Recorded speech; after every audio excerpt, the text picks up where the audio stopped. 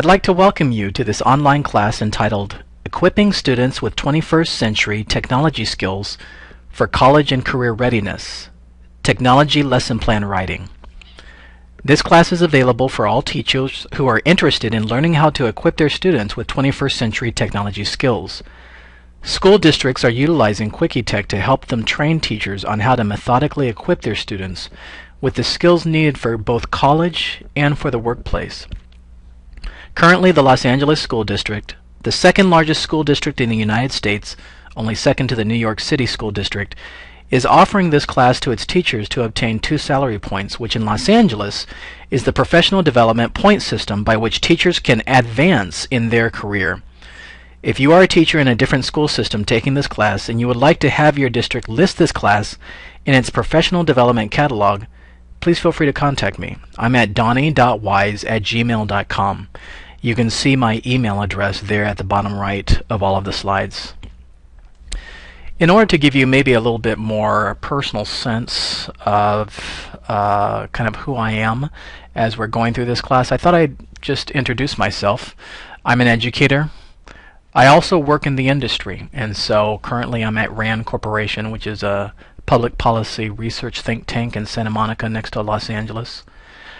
And I also have a family that is immersed in the public school system. My wife is a 4th grade teacher. My son, 15 years old, 9th grade. My daughter is 12 years old in 7th grade, and they're also both in the public school system. I've taught at college level.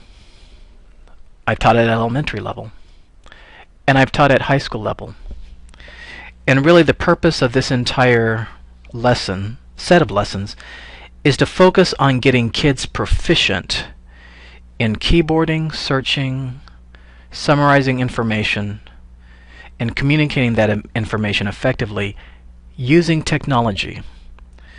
And so in this class, you will learn how to write technology plans that help students learn the technologies needed to prepare them for college and the workplace.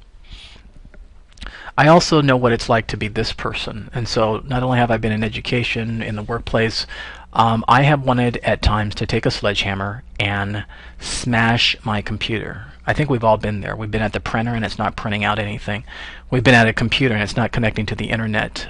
My wife has a Macintosh that's in her room, very nice Macintosh in the classroom.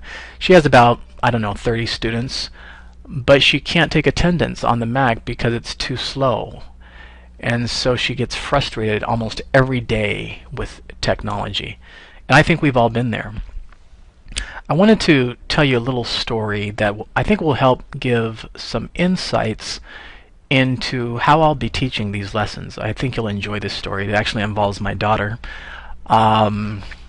Basically, my sister got married in 2010 in Ohio, and so my daughter and I, we flew out there. My wife and son, they had to attend a conference, so they couldn't make it, but it was just my daughter and I, and my daughter got to be the flower girl. That was fun.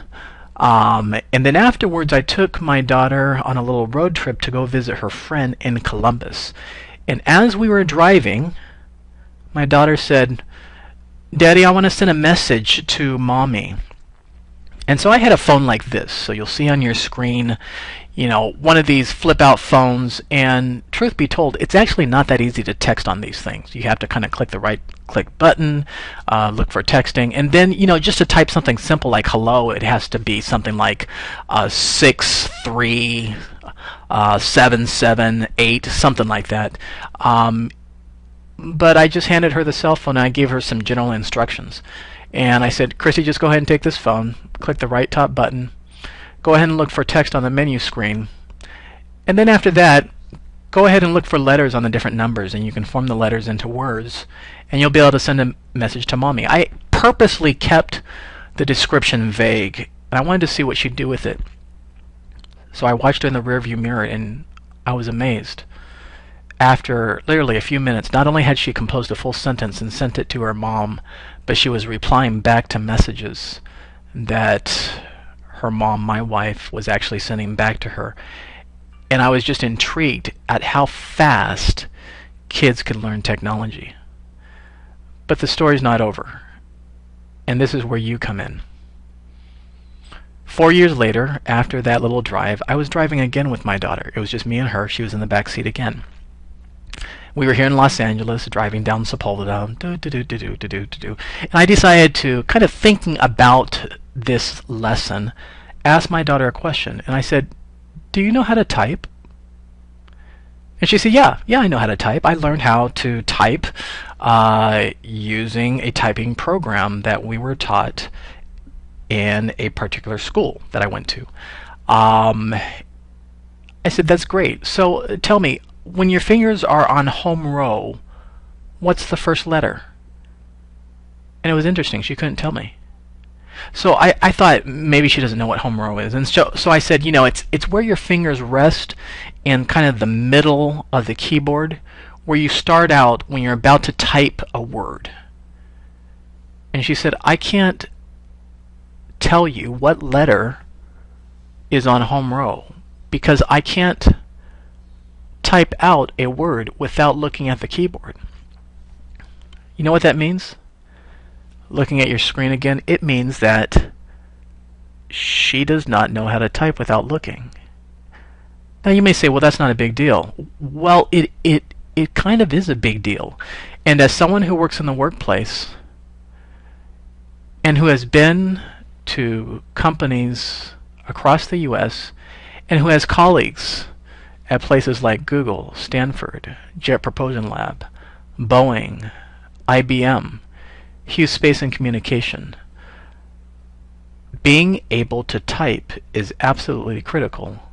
It's the language of the technological society in which we live. And so I want to make a kind of a point at this point in time to help you understand what you'll be learning. In order to teach children technology, there's actually two ways. Number one, just give them some general direction and allow them the freedom to play with the technology. There should be some times when you come to class and you just give them a simple sentence that says, how about tonight you figure out what kept Christopher Columbus going on the seas in order to find America when there was scurvy and disease and discouragement and threat of mutiny on the boat. What kept him going? And they'll say, okay, how do you want us to find that? You want to go to the library? Us to go to the library? And you just say, no, go use a computer and find out the information and then come back with the information. And some of them, I mean, you may be at a school where there's hardly any computers. And some of them will say, well, I don't know how to do that. Well, just tell them, well, find a way to do it. Find a way to do it. You can go to FedEx, Kinko's computer. You can go to the library, get on a computer. Maybe your mom has an iPhone. You can do a little search on that. Just ask them. And you'll be surprised when they're given that freedom and you instill into them that confidence that they can do it, that they'll learn something new, and they'll surprise you. But I want to make a very specific point, and that is there's a second way to teach kids. And that is to help them systematically and progressively learn how to acquire the skills needed for today's colleges and the workplace. And to be quite honest, that's where you come in. This is a very simple slide, but I think it's worth noting. Being able to text does not mean a student has acquired the skills needed for the workplace. Now, I love all the iPhones, the Androids, the touch devices. I love Twitter, Facebook, YouTube. But you know what's particularly interesting about these devices? They're all geared toward bite-sized communication snippets. When you text, you do like a sentence at a time. When you tweet, there's like a maximum of like 150 characters. Facebook, it's small, bite-sized communication packets that you send. YouTube, many times the video is just 5 minutes. And that's all great. And it's a great way to communicate. But that type of communication doesn't make you a doctor. It doesn't make you a professional teacher like yourself. It's not what lands men on the moon with all the scientific analysis. It doesn't solve cancer, world wars, family problems. The 21st century needs a different kind of thinking. that is more than just texting. And the reason I say this to you is because you may feel like you're a teacher who doesn't know a whole lot of technology, or you may be a teacher who does know a lot about technology. Either way, if you're a teacher, you are needed. Absolutely needed. And just because a child knows how to text on an iPhone does not mean he has the skills needed for college and the workplace.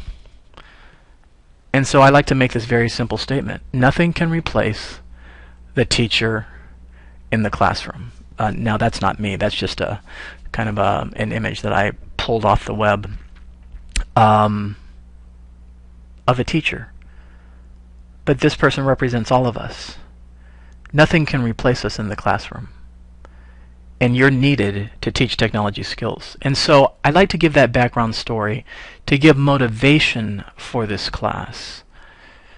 What are the career skills needed? Well, if you go to the California Department of Education website, you'll actually see 12 general skills needed. And I'd like to just read through these. And feel free to internalize these and consider the students in your class. And I think what you'll realize is being able to text or play a game or listen to music on an iPod does not equate to what is needed to prepare our students for the 21st century. What's on this slide is what is needed. Number one, they need the ability to apply appropriate technology skills and academic knowledge. Number two, communicate clearly, effectively, and with reason. 3, develop an education and career plan aligned with personal goals. 4, apply technology to enhance productivity. 5, utilize critical thinking to make sense of problems and persevere in solving them. Perseverance is a big 21st century skill set that's needed, that some of our students just don't have. That's the ability to keep going in the face of adversity, to try again. 6, practice personal health and understand financial literacy. It is a 21st century skill to know how to take care of your health, to know how to walk during lunchtime or to take a jog after work. Number 7, act as responsible citizens in the workplace and the community. To pick up a little piece of trash and throw it in the garbage, even though it wasn't your trash, that's huge. 8, model integrity, ethical leadership, and effective management. 9, work productively in teams while integrating cultural and global competence. You'd be surprised. Some people I've seen come into the workplace and they just don't know how to work with others. But you know what? It's a skill that can be taught. Now that's not the focus of this particular class, but learning the technologies in a context that helps them prepare for college and the workplace is absolutely needed. 10, demonstrate creativity and innovation. 11, employ valid and reliable research strategies. And 12, understand the environmental, social, and economic impacts of decisions. So let's look at the career areas.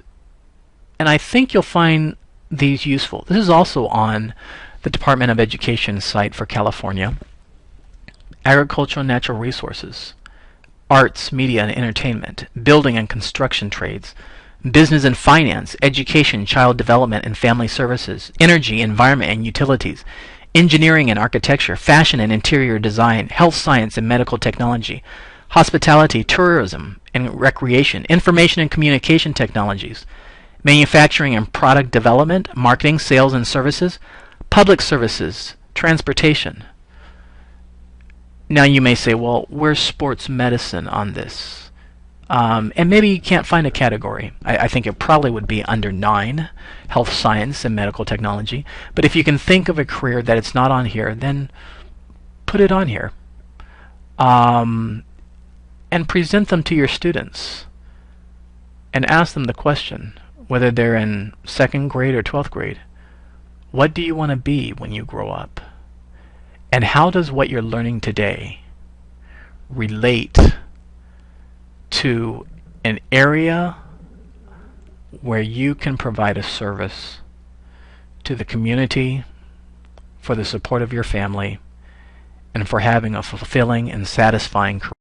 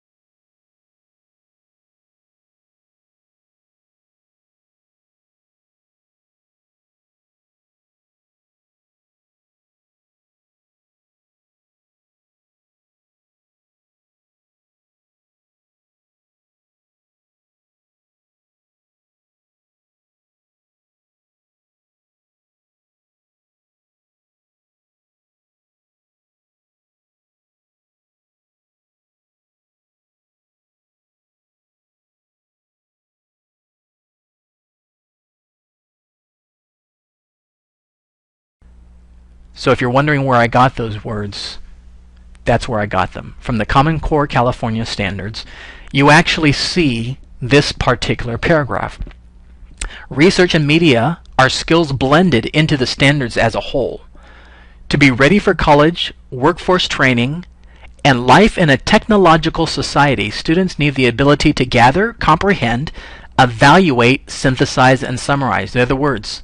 Those are the words in the staircase. Gather, comprehend, evaluate, synthesize, and summarize information and ideas.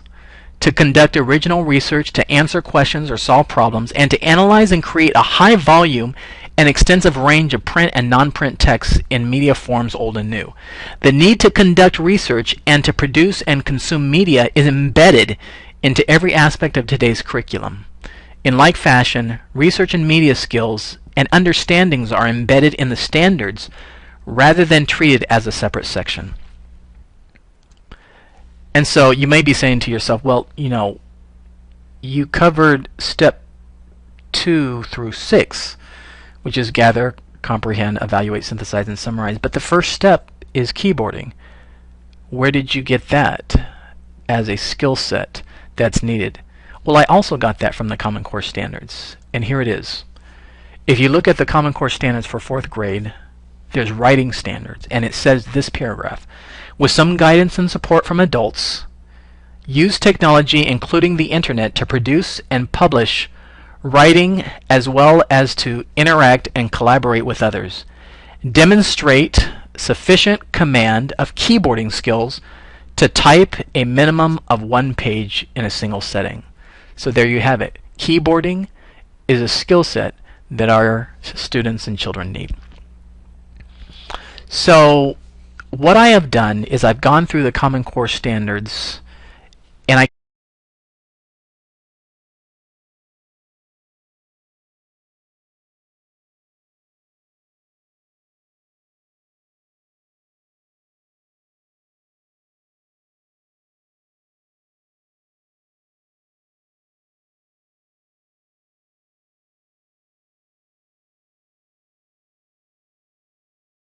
the references of technology. So in the first column, you have the subject area of the Common Core Standards. The second column is K through 5th. This is how the Common Core Standards divides basically its explanation of those standards. K through 5 and 6 through 12. 6 through 12 is here, and you'll notice in different boxes there are different core standard numberings. And these are specific standards that mention technologies. And then finally, in the last column, what I did is, with my knowledge of what's being used currently quite commonly both in the Los Angeles School District as well as in the workplace, I extracted different technologies. And so what we'll do is we'll learn these technologies in the context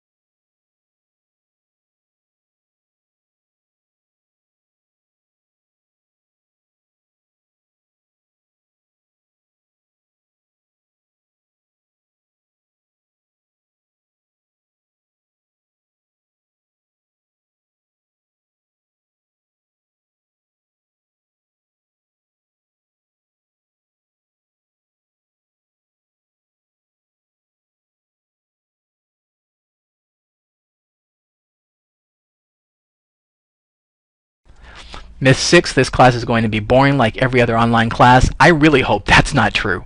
I'm going to be hosting office hours on Saturdays. You can take this class anywhere you're located, mobile devices, at a Starbucks, riding home on the bus, at home, after class is over. I really hope you find this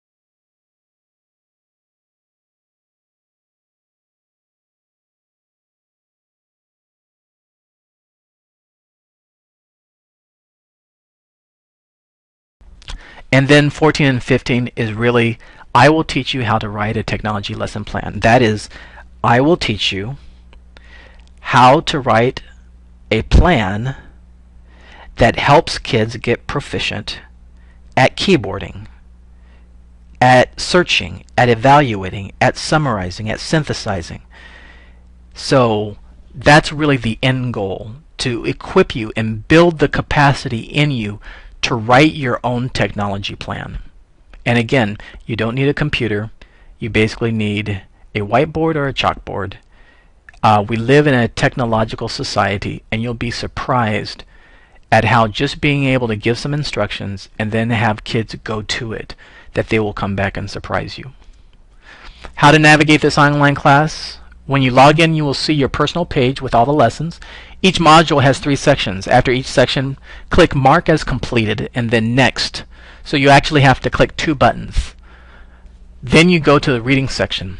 After the reading section, you will click Mark as completed again and then Next, and then you go to the homework section. So let me just give you a preview of what the homework will be. The homework for this lesson is for you to type in a few lines in a text box so that I can get to know you a little more. The section will instruct you to answer 3 questions. Looks like there's a little typo there. Number 1, how would you describe your level of familiarity with computer technology? Beginner, intermediate, and advanced. Just go ahead and comment on your familiarity, and you may say, well, what's beginner level? I don't know. Just whatever you feel is a definition of beginner level. You may say, what's advanced level? Well, I'm not saying advanced level is, the level where, you can build a rocket with computer technology. Just whatever your definition of advanced is. Just articulate clearly why you feel you're at a certain level. Number 2, what kind of technology, such as computers in the classroom, a computer lab at the school, or even kids having iPhone, does your class have access to? So I would like to know what kind of technology you have access to. You may have a computer lab, you may have computers in your room, or you may have no access to any computers at all. And if that's the case, then I'd like to be able to email you some ideas of how to give kids access to some computers. But you'd be surprised. With some very simple guidance, they can get access to a computer, even if you're at a school with no computers. And then what motivated you to take this class, and what do you want to learn? I'd like to know why you decided to take this class, and what is it that you want to learn. And I want to make sure that when I see what you want to learn, that we touch that topic. For instance, in Los Angeles School District, iPads are coming into the classroom. And I'm not going to touch iPads much. I was going to create an entirely different class on iPads. But if you reply to me and you say, you know what, I'd like to know about iPads, then I could possibly set up a phone call with you, or even add something to one of the lessons that talks about how to use an iPad. And so I'd be delighted. But it's important that I hear from you.